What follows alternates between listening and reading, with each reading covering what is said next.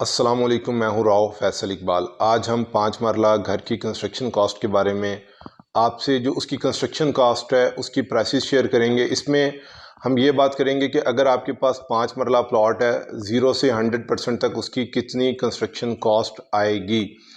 ये 2025 square feet के हिसाब से, क्योंकि डबल स्टोरी घर है तो उस हिसाब से ये प्राइसेस हम आपके साथ शेयर करेंगे।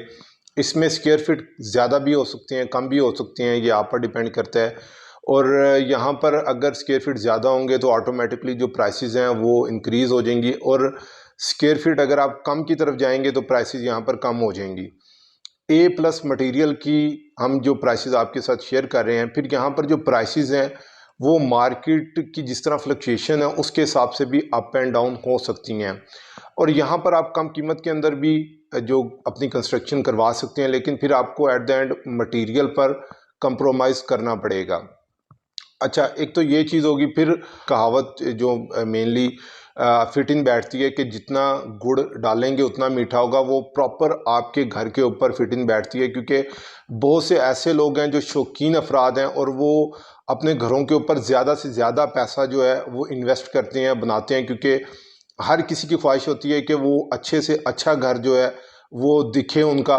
तो उसमें ये है कि आप उसमें बहुत ज़्यादा जो है मार्जिन की तरफ भी जा सकते हैं, और प्राइसेस अगर आपके पास कम का बजट है तो आप कम की तरफ भी जा सकते हैं। इसमें अगर मैं आपके साथ प्राइसेस शेयर करूं तो सबसे पहले अगर मैं फाउंडेशन और स्ट्रक्चर की बात करूं तो 44.5 लाख रुपीज़ आपने इसकी प्रॉपर फाउंडेशन और स्ट्रक्चर पर आपकी अमाउंट आनी है।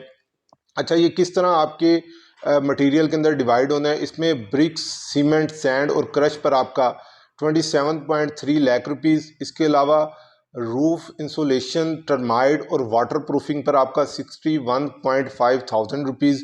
एक्सकवेशन और स्टील री इन्फोर्समेंट पर आपका 8.65 लाख रुपीज़, जबकि लेबर कॉस्ट आपकी 8.2 लाख रुपीज़ आती है। ये आपका 44 लाख और 50,000 रुपये इस तरीके से डिवाइड होंगे। इसके अलावा प्लम्बिंग वर्क की तरफ जाएं तो इसमें जो आपका टोटल खर्चा आएगा वो 6.75 लाख रुपीज़ है। मटेरियल क्या क्या लगेगा, कोल्ड और हॉट वाटर सप्लाई पर आपका 51.31 थाउजेंड, जबकि इंसुलेशन आर्मा फ्लैक्स पर आपका 33.91 थाउजेंड, ड्रेनेज सिस्टम पाइपिंग पर आपका 70.15 थाउजेंड, जबकि गैस पाइपिंग पर आपका 65.9 थाउजेंड रुपीज़ का खर्चा आता है। इसमें पंप्स और ड्रेन्स पर आपका 3.12 lakh rupees, AC drainage system पर आपका 15.7 थाउजेंड रुपीज़, यूपीवीसी पाइपलाइन जो कि सीवरेज के लिए है उस पर आपका 36.4 थाउजेंड रुपीज़, और इसमें लेबर कॉस्ट जो आएगी वो 89.1 थाउजेंड रुपीज़ है। अच्छा, इलेक्ट्रिक वर्क्स पर जो खर्चा आएगा आपका 9.42 लाख रुपीज़ है, और इसमें क्या क्या आपको जो पॉइंट्स हैं वो देखने हैं। उसमें स्विचेस और ब्लैक बॉक्सेस पर आपका 1.9 लाख रुपीज़, जबकि कॉन्डुइट्स और एसेसरीज पर आपका 49.9 थाउजेंड रुपीज़। इसके अलावा वायर्स और केबल्स पर आपका 3.96 लाख रुपीज़, लाइट्स, फैंस और शैंडलियर पर आपका 2.4 लाख रुपीज़। इसके अलावा वुड, मेटल और टाइल वर्क्स पर आपको जाते हैं तो सबसे ज़्यादा फाउंडेशन और स्ट्रक्चर के बाद आपको यहाँ पर पैसे पे करने पड़ेंगे 30.10 लाख रुपीज़। अच्छा, इसमें आप किस तरीके से ये पैसे डिस्ट्रीब्यूट होंगे। इसमें पेंट और सीलिंग पर आपका 5.7 लाख, टाइल वर्क पर आपका 10.86 लाख रुपीज़, वुडन डोर्स पर आपका 4.99 लाख रुपीज़ का खर्चा आएगा, विंडोज़ पर आपका 1.7 लाख रुपीज़ का, मेटल वर्क्स पर आपका 2.29 लाख का खर्चा, वार्डरोब्स और कैबिनेट पर आपका 4.5 लाख रुपीज़ का खर्चा आएगा। इसके अलावा जो फिटिंग और फिक्सचर पर आपका जो खर्चा आएगा वो 4.85 लाख रुपीज़ है। अच्छा, इसमें कौन कौन से वामिल हैं, ये किस तरह डिस्ट्रीब्यूट होगा।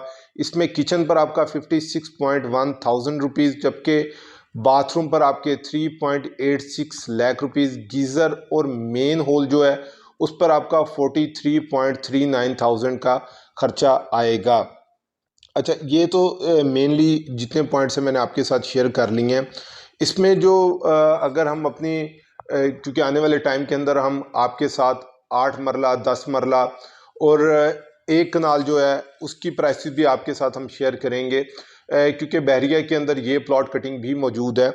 यहाँ पर जो पर स्क्वायर फीट कॉस्ट आती है वो 4722 के हिसाब से आपने, ये मैंने आपके साथ प्रॉपर 5 मरला कंस्ट्रक्शन कॉस्ट शेयर की है, यानी कि 95,61,000 का आपका टोटल खर्चा आने वाला है अगर आप ए प्लस क्वालिटी के अंदर जाते हैं।